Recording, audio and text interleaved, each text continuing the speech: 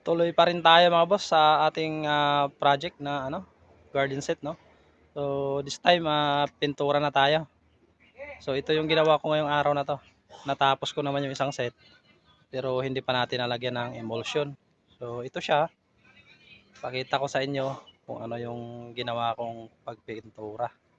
Tingnan natin. Ginawa ko mga boss. So yan. Ito na siya.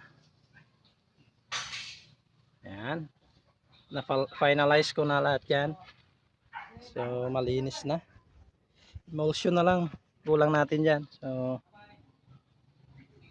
hindi lang natin natapos ngayong araw ito. Marami tayong ginawa.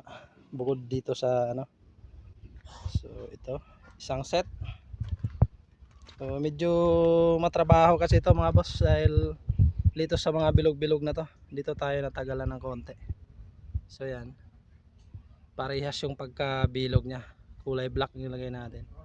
So, simple lang yung design. Pero ang ganda tingnan pagka sa actual.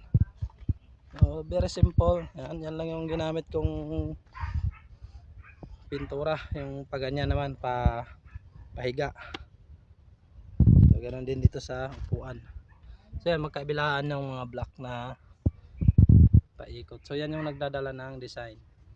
Sa ngayon medyo hindi pa siya masyadong malinaw dahil wala pang emulsion. So ito yung lamesa natin. Dito yan sa gitna. So ito yung lamesa. Itong butas na to, dyan yung ilalagay yung payong. Kung sakaling lagyan ng payong. So ito naman yung ating pinakapaa niya. Ayan, may design din yan.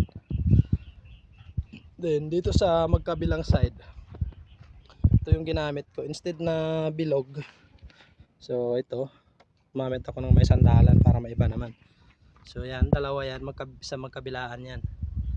So yan, sa gitna yung lamesa, then sa kabila ito, and then dito sa harap yan yung isa. So yan,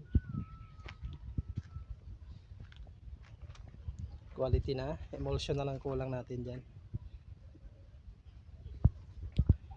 Sa susunod na mga araw matatapos ko na yan lahat, dahil yung dalawa tapos ko na rin. So ito yung una kong ginawa, pero siya pa yung nahuli nating napinturahan. Pero okay lang yan dahil sabay-sabay naman natin yan i-display. So yun muna yung natapos nating sa araw na to. Let's go.